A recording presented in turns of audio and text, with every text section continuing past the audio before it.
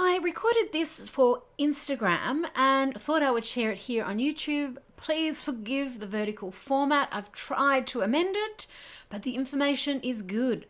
So let's get on with it. Hey, Duffin peeps, it's Jane. I'm down in my art studio and I'm just about to mix up another set of neon inks so I can use my sprays and in my ink brushes and all the rest of the things that you can use them in. So I thought I would invite you guys along because it is fun and it's super easy.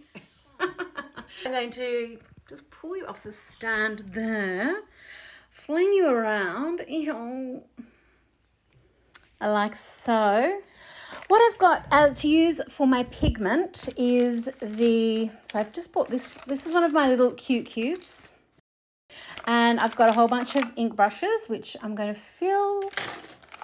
And I've also brought down, these are my pinpoint paint pens. So you can make your own paint pen, but these work really well with inks as well.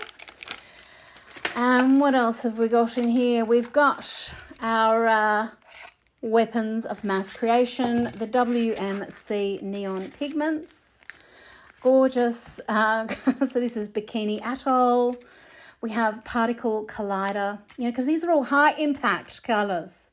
This is Chocoholic, my personal favourite name and maybe colour, except for Hit or Missile. Love that as well. Rose Extreme, Irradiated Coral, Cute Nuke, Ionized Orange, Biohazard, look at that colour, Kryptonite, and White Sands, which looks white in the packet, actually does turn up as a white pigment, but it's also invisible. You can use it as an invisible ink that only shows up under UV light on white paper. So it's kind of fun. So which colour? I always do Chocoholic or Hit and Missile. So maybe I'll do, maybe we'll use Biohazard. Eventually I have to do them all, but let's start with bright, eye-popping yellow.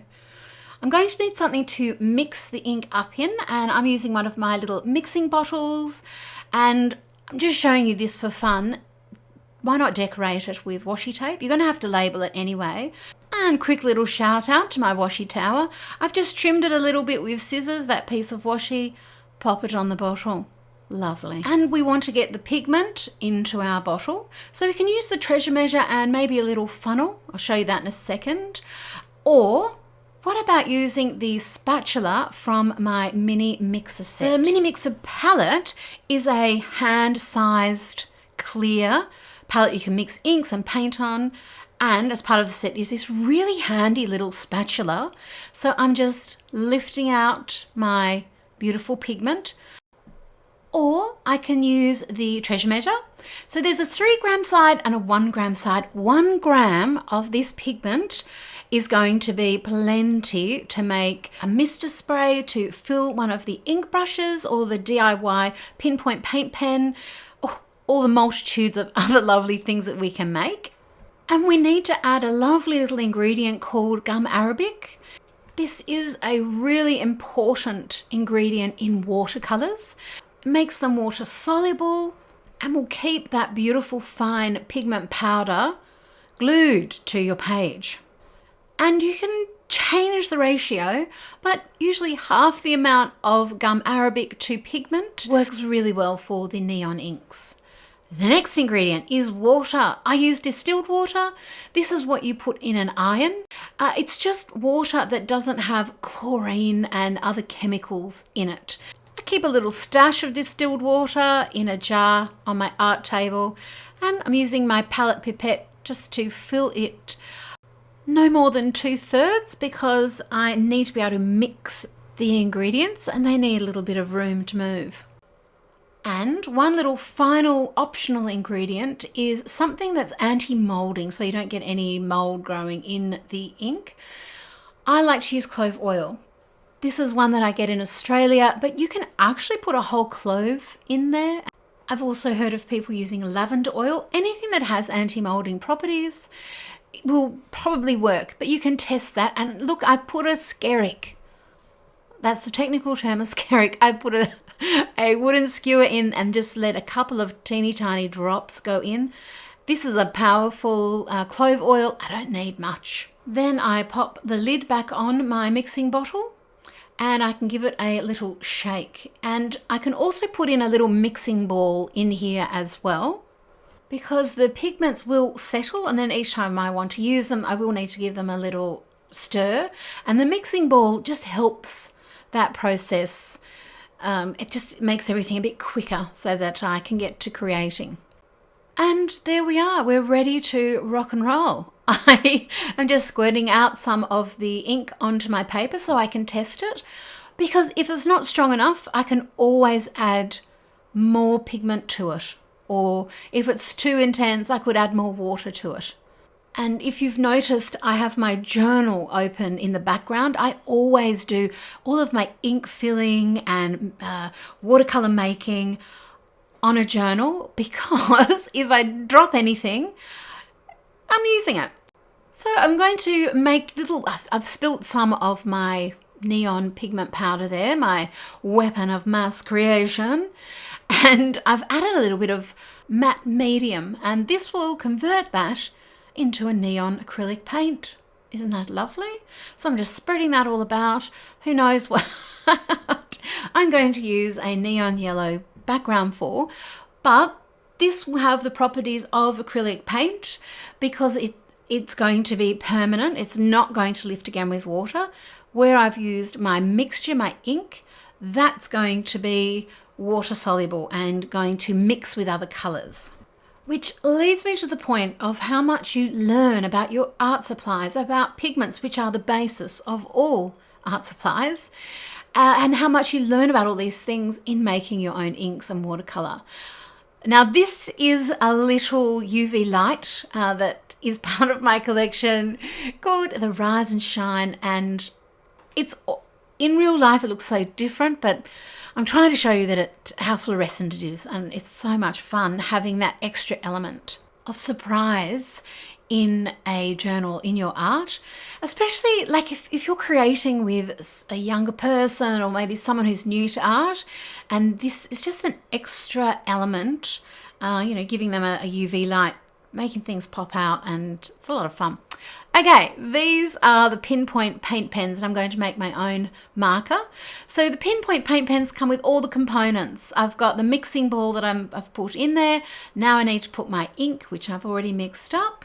Leave a little room at the top so that you've got air in there so that things can mix. And this is why we need that clove oil, because we've got air in these tools. The clove oil or any anti-molding properties is going to keep things under control for us.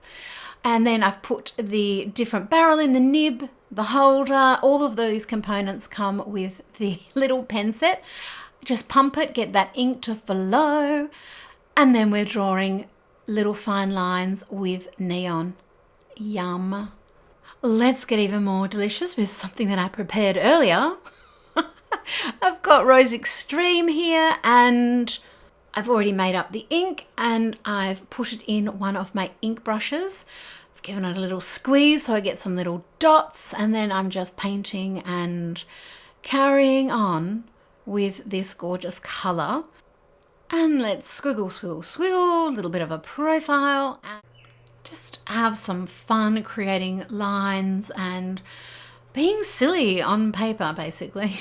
I'm going to add another color in here. This is Bikini Atoll, and again, it's in one of my ink brushes, just using that lovely fine brush to create some eyelashes, a little bit of eyebrows. I love the pink and the blue mixing, so I get a lovely purple. And my ink is a liquid watercolor, so it loves water. So I can add as much water as I like to this and brush out that color, make it lighter and lighter. And where I've got thicker applications of that ink, I can also use a bit of paper towel and just take that off. I love doing this so that I've got areas that are going to dry darker and I've got areas that are going to dry lighter, and it's nice using this reduction method where I've already put it down. I'm just taking it away for a little bit of visual variety. And now I'm using the Pinpoint paint pen with the Biohazard ink that we made up in it. You can also take a glass dip pen, dip into that ink and create some really lovely, fine, scratchy lines. This particular glass pen is from my Take a Dip glass pen collection, and they're all handmade, and look at the little mermaid tail. Isn't she gorgeous? Just have some fun scribbling around. Now this is quite hard for you to see. I'm very aware of that. So let's shine that little light on there, and you can see how gorgeous and fine those lines are. Now, I tend to use neons as a pop of colour rather than doing a whole page that's neon, but this will be a funny little or great little background with all of these pretty colours in it. Look at the way that they're mixing with each other. That's because of the gum arabic, that's the qualities. You can see in areas where the acrylic that I mixed, the matte medium that I mixed with the pigment, how that's behaving differently with the watercolour. Just lovely to see these different things flowing and having fun together. Yeah, that ink making process, it's so easy. So you can use that same process with the neons, the weapons of mass creation, or the little fairy dust pigments, which is this set. So there's 50 colours in this, and then there's the additional 10 Magical Moonlight set. But look at all of these colours. They're all named after butterflies. Divine, but you absolutely have to have that gum arabic. So I use the powdered gum arabic. I find this better than the pre-made ones. I find if I use the pre-made one, mold is an issue. If I use this, a little bit of clove oil, I can also control what exactly it is that's going in my mix. And then this is the same ingredients I use to make watercolour. The only difference is, hello, what have you got on your ruffle? Oh, I hope it's not poop. Yes, to make a watercolour, it's exactly the same, just less water, and make it into a nice little smooth paste. And you can make a neon watercolour. So this is the Pantastic palette with all of the custom-made magnetic mermaid scales in my Bali Blue. It's got the little JD on it, which gets covered up anyway, but the reason I had the shape in there, it helps the pigments cling into the scales, but very delicious. Okay, my friends, well, thank you for joining me, and I'll see you when I make up some more, maybe watercolour. We'll make up some watercolour next time. Bye! Everything that I've shown you is available at janedavenport.com.